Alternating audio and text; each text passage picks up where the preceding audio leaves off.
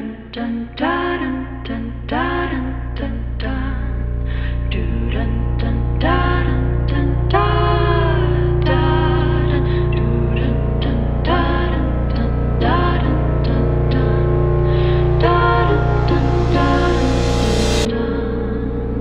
Tenderfoot TV in Atlanta, this is Up and Vanished. I'm your host, Payne Lindsay.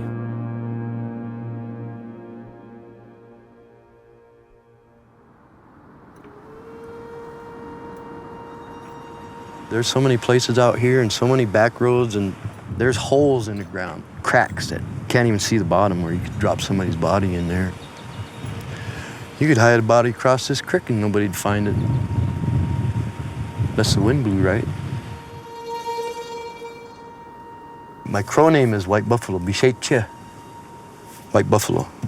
So you have your Christian name, and then you have your human name, your tribal name. His Christian name is Kerry Lance. He's 58 years old, and he's lived on a reservation here in Montana his entire life. Actually, I'm short. I gotta move it up. I'm meeting with Kerry to talk about a growing epidemic in this part of the country. Missing and murdered Indigenous women. As a result of the murders up here, we started a neighborhood watch. We'd spend 4 or 6 hours a night out here riding around looking for stuff that somebody would think was suspicious. This is my home. I grew up here. So where I grew up, where I was raised, this is my home. So this is a reservation right here? You've been on a reservation since the top of that hill over there. That's the res line. We've had 4 buildings torched in the last 2 weeks, and one's still smoking. Torched as in? Arson. Somebody lit it up. This place was torched just a couple of nights ago. Yeah, that's the latest fire. Is this a common thing out here? Fuck yeah. And it's gradually getting worse. Not only are Native women disappearing, but law enforcement is doing basically nothing at all about it. You didn't see any cops. You probably won't see any cops. They're reactionary only.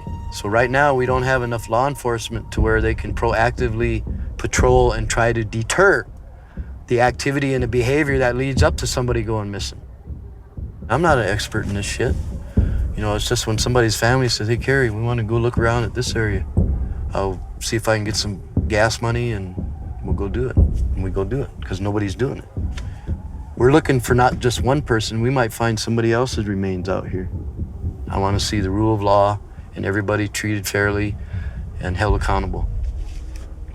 Doesn't matter what the color of your skin is. I want to see the content of your character. The color of your heart is where it's at.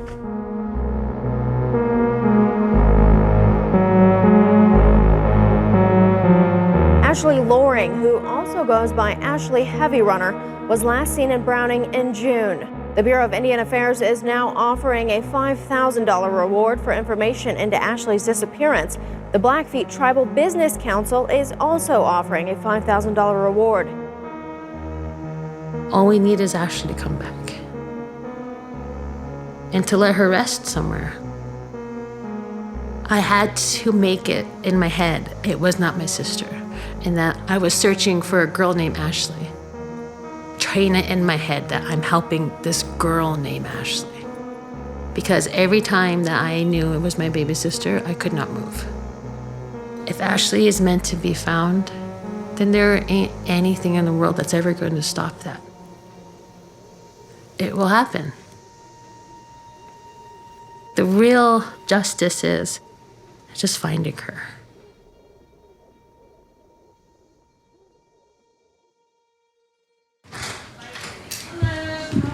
I'm good. How are you doing? This is Mike. Hello. This is Kimberly Loring Heavy Runner. Her sister Ashley went missing in June of 2017. For the last 4 years, Kimberly has been searching for answers to Ashley's bizarre disappearance. When she would laugh with her mouth open, and she had these beautiful straight teeth. And she would have this laugh that was like a hyena laugh. And we all laughed the same. But she had the most beautiful smile. She was a very caring person. Just had this big heart for everything.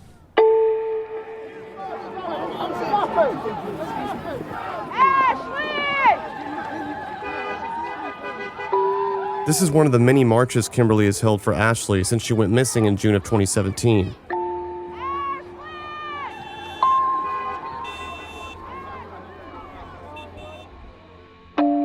So in March of 2017, I got a call from Ashley. And she wanted to come and stay with me. But I told her I'm going to go on a trip for 3 months. And if she can please wait for me. And that I really want to go to Morocco and see my husband. I'm married now, but before then, it was my fiance. I wanted to go see my fiance. And she said, yes, of course. She said, go. She said, go, but you're going to be back. And I said, of course, I'm going to be back, sis. Kimberly and her sister Ashley lived in Browning, Montana, on the Blackfeet Indian Reservation, just about 40 miles from the Canadian border. Kimberly got engaged in 2017 to her now husband, and she went on a trip to Morocco, while Ashley stayed behind with the rest of her family.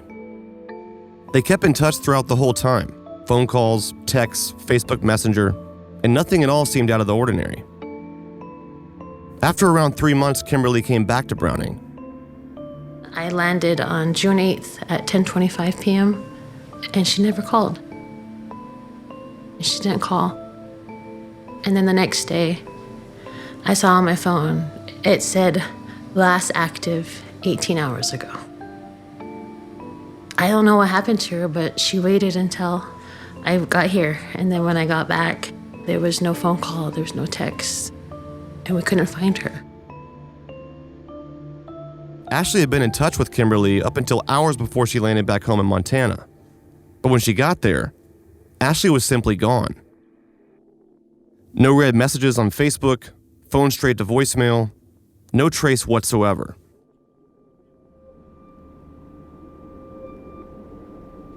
I was very numb. I didn't know how to take it. I didn't know how. All I knew was to search for her. Just go look for her, go search for her, just go find her.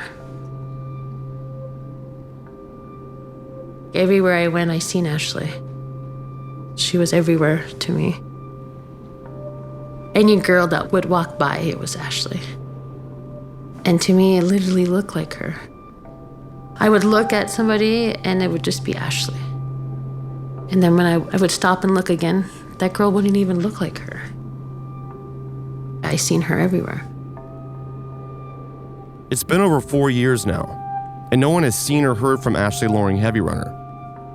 But it wasn't long before some twisted rumors began emerging. The timeline leading up to Ashley's disappearance is pretty murky, but I've tried my best to recreate her last steps. There were a few significant events that occurred right around the time she disappeared. Before Kimberly made it back home to Browning, Montana, Ashley stopped by her parents' house and had a strange encounter with her father. She ran into the house, closed all his blinds, and she was very upset. Very upset. She said, I did something. He was like, what did you do? What did you do? Like, why are you acting like this? But she wouldn't say anything. And she just ran over to the blinds and she was just panicking. But she would never tell him what she did. And then when the car pulled up, he went to go look out who was outside, and she yelled at him and said, no, not to look out. Don't look outside. She got mad at him, and so he didn't look. And then she took off. She left. And then she never came back. That's the last time that my family seen her. He listened, and he didn't do it. Of somebody out there. And that's what hurt him all these years, that when she went missing, was that he didn't never look.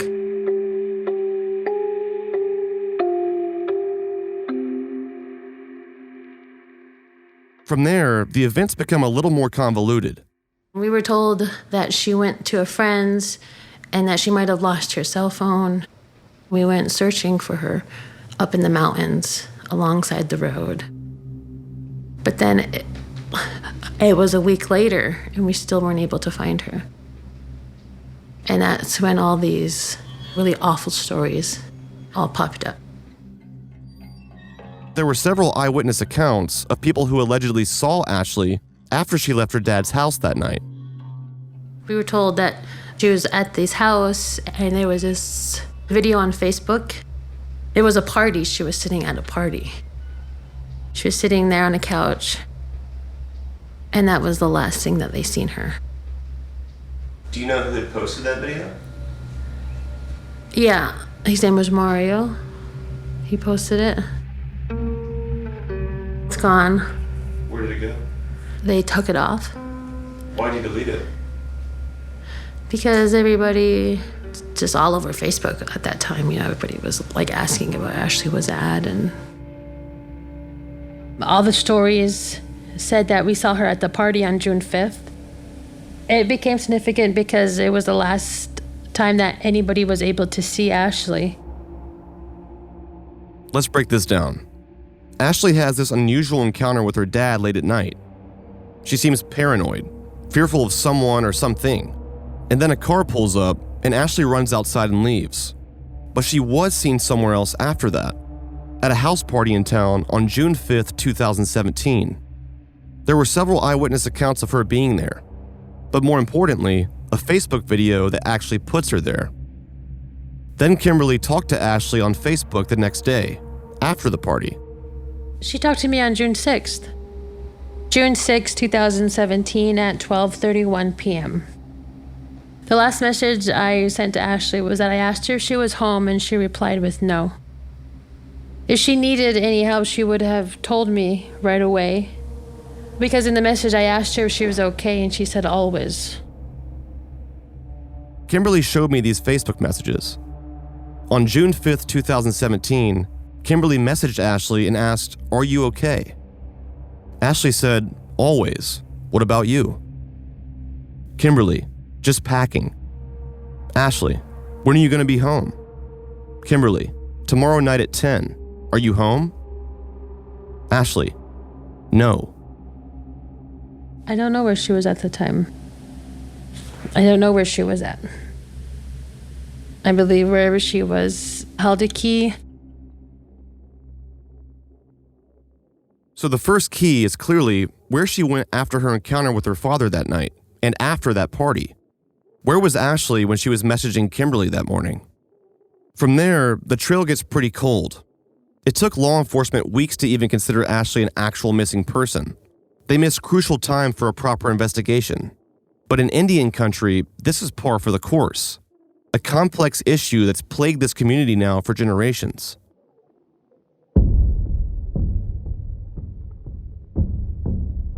When the cops get called, the cops come out here and say, well, we need a statement. Well, I don't want to do that. Well, if I don't get a statement from you, I can't investigate and I can't arrest anybody. Why won't they fill out a statement? Because they're afraid of retaliation.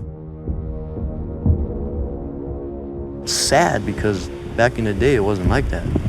The village was the village. We were all together for the mutual benefit of everybody that lives here. I don't try to badmouth law enforcement.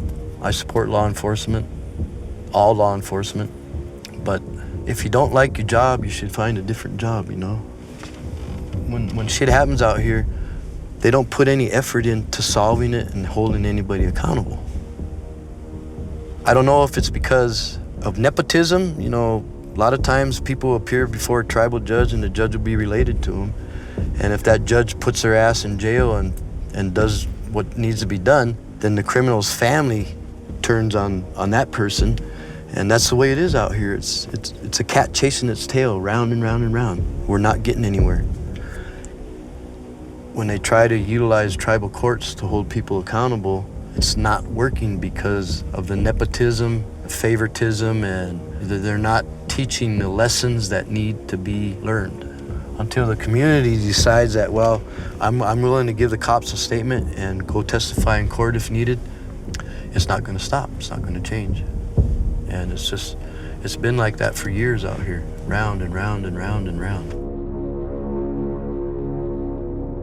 Let's just talk about someone like myself trying to infiltrate the community and figure out what happened to Ashley How safe is somebody that's out snooping around? All I could say is you need to stay on your toes. It's thin ice. Does that make sense? You're treading on thin ice. Out here, I've received threats and I've been told to back off on some stuff, but if we do that, they win. You know, what are you willing to do for your community? How far are you willing to go? If the truth don't get out, nothing's gonna change. Them people know where she's at. They know that if they hold out long enough and they don't find her, everything will kind of dissipate, calm down. And one of the problems is law enforcement doesn't put enough pressure on suspects when they're interrogating them, trying to figure out a crime. And why don't they do that? Just another dead Indian.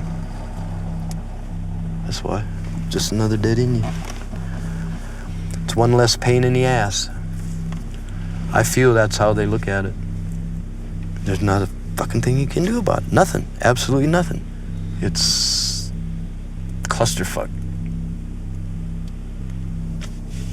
I don't know what the solution is other than they need to put more pressure on people who are suspected of being involved.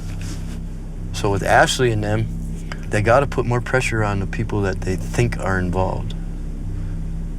You need to take that motherfucker out and waterboard him until he talks. I mean, that's how I feel about it, but you can't portray that to the people because then you're going to become the bad guy. That's what they need to do, though. A couple of the guys need to take him out somewhere and say, all right, you're gonna talk or else. The problem is criminals don't fear cops. They don't fear the law. They don't fear judges or courts. And they're not scared of prison anymore. Rumors come in, gossip. My opinion is law enforcement need to pay more attention to the rumors, gossip, and hearsay. Why? Because there's truth to it. People don't want the truth to get out. If you're gonna go up there and get involved in that, always be careful. If they think you know something, there'll be people that pop up to try to discredit you. And there's gonna be people, I've had people show up and help out on my searches that we suspect are involved. And the reason why they all of a sudden out of the blue showed up at a particular search is because they're being nosy. They want to know what we know. There'll be people that they wear two faces.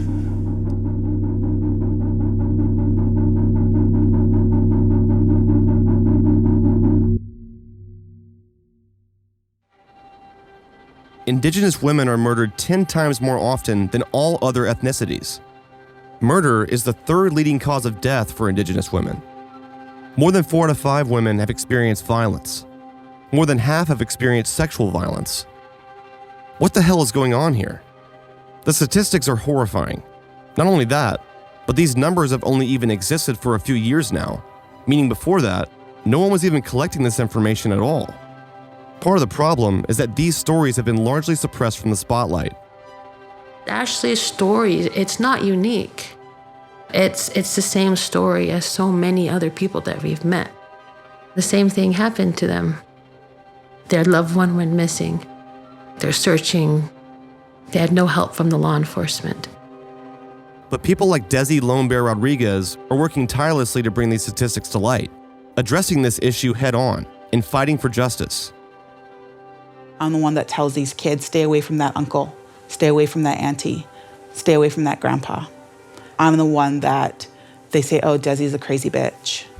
I'm the one that they attack for hanging up the truth. And I'm used to it.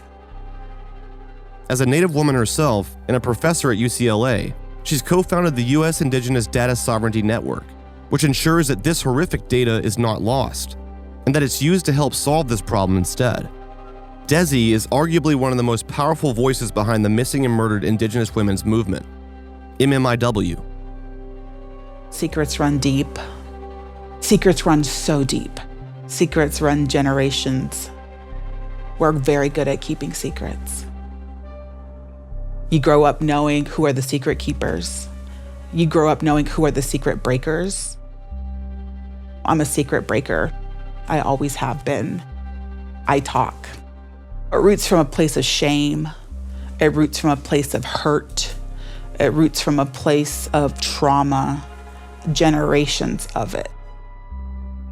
Our reservations were established out of bloodshed, out of rape and violence, out of the killing of babies and mothers and elders. That blood is still there on our lands. We grow up there. It becomes a part of us.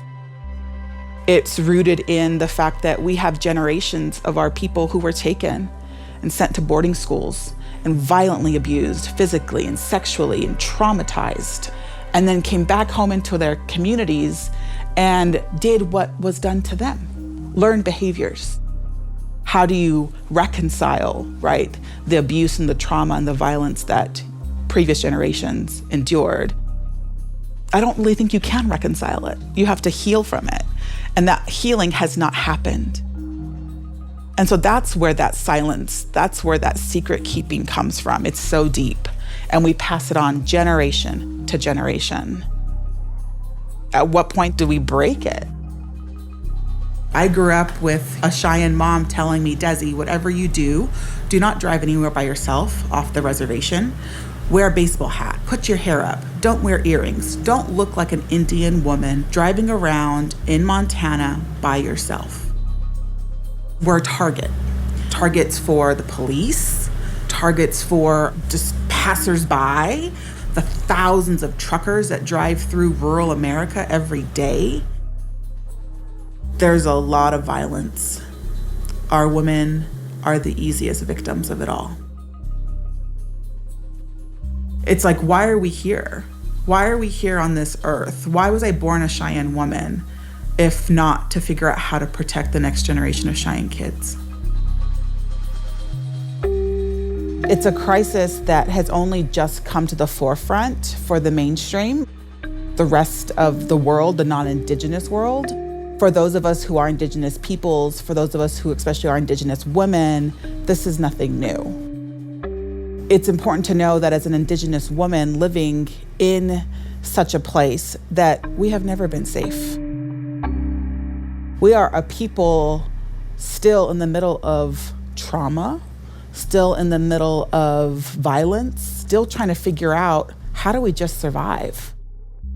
I've experienced it my whole life. I've lived under the threat of it my entire life. It is not safe in our homes.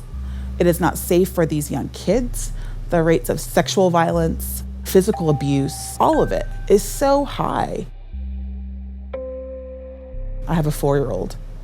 Every day I wake up scared for my son. And I think, what the hell am I gonna do? Where am I gonna raise him? How am I gonna keep him safe? I want him to be on the reservation with our family, to grow up in our culture and in our language. But how do I keep him safe? It's the same question my parents asked themselves almost 40 years ago. It's the same question my grandparents asked themselves. At what point do we break these cycles?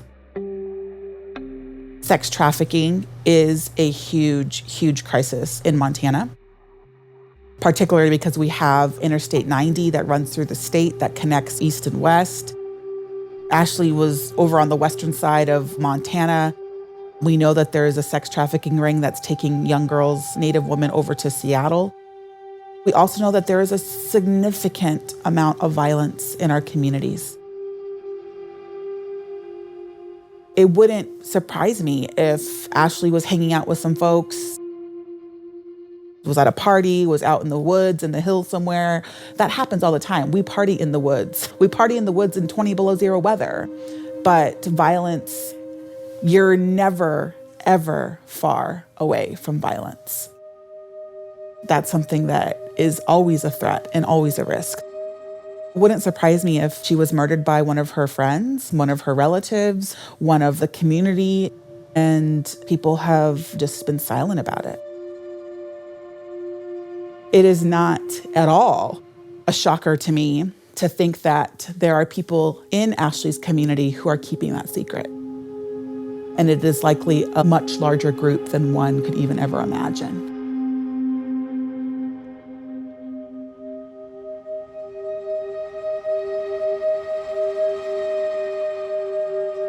Kimberly has been a leader of dozens of searches for Ashley.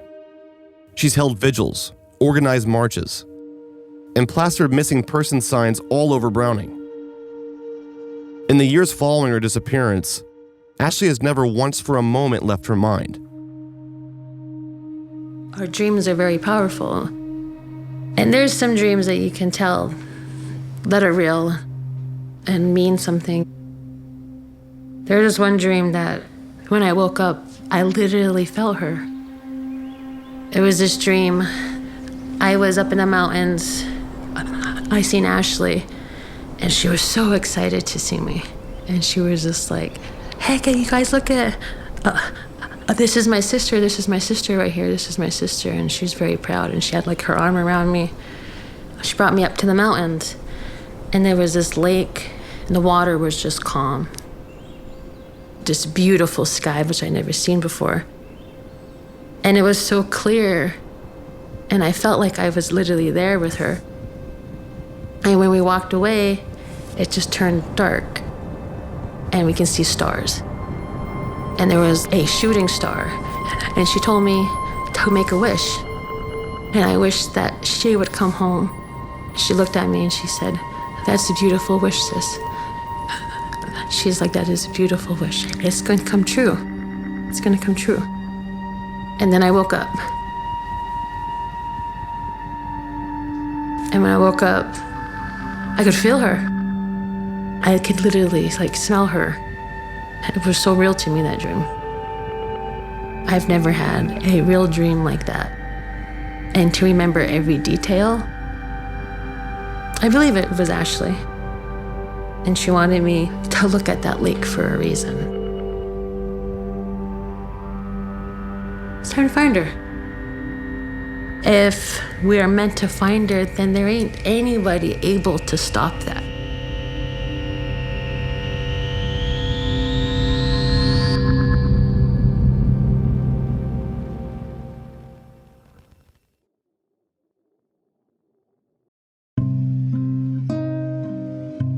I'm not gonna lie, I struggle with this stuff.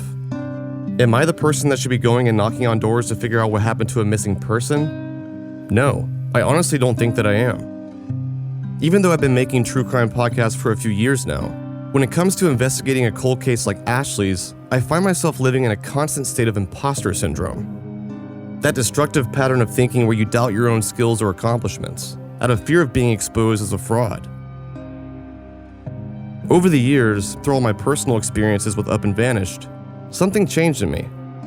Just making another true crime show doesn't sit well with me. We can all agree we have enough of those now, right? To me, just talking about a horrific unsolved murder for hours on end, only to leave a big question mark at the end, does not sit well with me. This is my job, but inside, who I feel like I'm really working for is Ashley's family, Crystal's family, and Tara's family. I can't imagine the pain that Ashley's sister Kimberly is experiencing, but I promise you I've actually tried. It's impossible. I could never truly understand what it feels like to have your best friend disappear without a trace, and for no one to be held responsible for it. My job is to give Kimberly a platform to tell her story, to share her pain with the world, in hopes that something good can come out of this. That someone finally talks, that someone finally has the courage to come forward and say what they know. I've also realized that it truly bothers me to my core that there's people out there in the world getting away with doing fucked up shit, killing an innocent young woman and discarding her somewhere like a piece of trash. There's a monster out there that's never been held accountable. This does not sit well with me. The bottom line is, I care more about solving this case than I do about making this podcast. As Ashley's story unfolds this season, I want you to remember, as a listener, these are real people. And these are people that I really care about. People that you need to care about too. If we all share that same passion for Ashley's story, and the thousands of other cases out there, if we can just keep her story alive, I feel like we're bound to find her. What's going on in Browning, Montana is fucked up, and it's genuinely bothered me.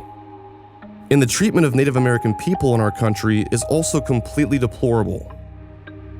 It's time to change that. And no, I'm no cop, I'm not an investigator, or even a real journalist in my eyes. But what I've come to realize is, it doesn't matter. What a case like Ashley's is missing is more people that genuinely care. And so even though I find it hard sometimes to shake that imposter syndrome inside me, what actually keeps me going every day is my empathy for her story. Nothing about what I do is going to be by the book. I'm going to do everything within the confines of the law and my own moral standards to find out who did this, to create disruption, shake the trees, and truly get better at something that I feel like I shouldn't be doing in the first place.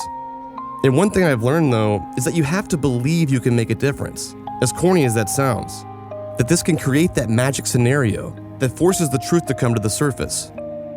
Otherwise, what the hell is even the point of all this? I'm putting that pressure on myself. I'm going to lose sleep over it.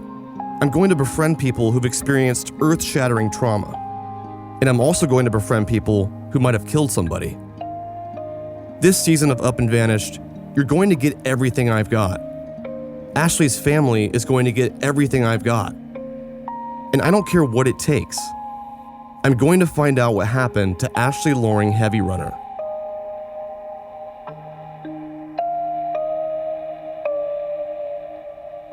As with any unsolved missing persons case, it's only a matter of time before the rumors start. But in a place like Browning, Montana, the rumor mill works differently. It's cliche to say, but literally everybody knows each other. And there is most certainly a handful of people in this town that know exactly what happened to Ashley. But I need names, a list of all of her friends, who she was hanging out with in her final days, who was at that party, where'd she go after. Somebody saw, and somebody knows. We gotta break the secrets.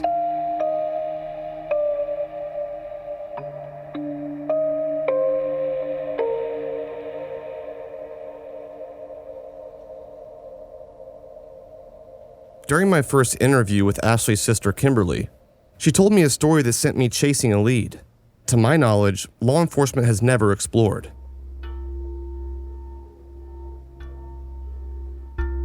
My dad, he passed away last year on the 18th of January. It turns out that my father, he got in a car wreck years ago, and he had to get screws in his head. They put a 5th screw in his skull, and he would wear these bandanas on his head. These screws always gave him headaches, and he would tie it real tight. The 5th screw, it grew something on it. My father, he passed away because he had a seizure. When I went to his funeral, people kept telling me that Big Al knows something and that we need to talk to Big Al. All I kept hearing was something about Big Al, Big Al.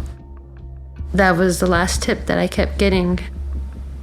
I thought that maybe that Big Al knew something about Ashley. What's Big Al's real name? His name's Alvin, dog taking gun. A short time after I got home from the funeral, they found Big Al's torso. He was murdered and they found his torso. His torso was found just out of town. They can't find his head. His family had to bury him without his head. When Big Al was killed, that made everything real. They said that it was the Madsen boys that was a part of Big Al's murder. They said it was the Madsen boys. Ashley, she had to go to court one time, long time ago, because those Madsen boys shot at her and her boyfriend at the time. And the Madsen boys just got out of prison around that time that Ashley went missing. I don't want anybody to die anymore. To have anybody else be hurt over looking for Ashley.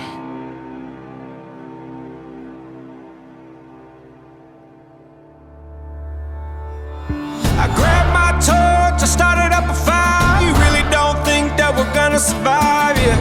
You seem smart like you know my type, but I hope you're not around when I draw my gun. You see the fire from my wind chest, I've been holding my tongue too long. All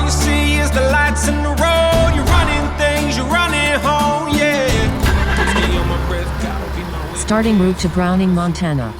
For 82 miles, continue on US Highway 2. Oh, I don't like things done the wrong way.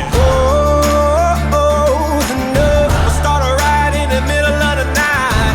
I will defend my home and start a ride in the middle of the night. Up and Vanish is a production of Tenderfoot TV, created, hosted, and edited by Payne Lindsay. Executive producers are Payne Lindsay and Donald Albright. Original score by Makeup and Vanity Set. Our theme song is Ophelia by Ezra Rose. Sound design, mixing, and mastering by Cooper Skinner. Additional production by Cooper Skinner, Eric Quintana, and myself, Mike Rooney. Our cover art is by Trevor Eiler. Special thanks to Grace Royer and Oren Rosenbaum at UTA, Ryan Nord, Jesse Nord, and Matthew Papa at the Nord Group, Station 16, Beck Media and Marketing, as well as Chris Cochran and the team at Cadence 13. This episode features the song Riot by Camino. You can hear more by visiting CaminoMusic.com. Visit us on social media at Up and Vanished, or you can visit us at upandvanished.com where you can join in on our discussion board. If you're enjoying Up and Vanished, tell a friend, family member, or coworker about it, and don't forget to subscribe, rate, and review on Apple Podcasts. Thanks for listening. Start a ride in the middle of the night.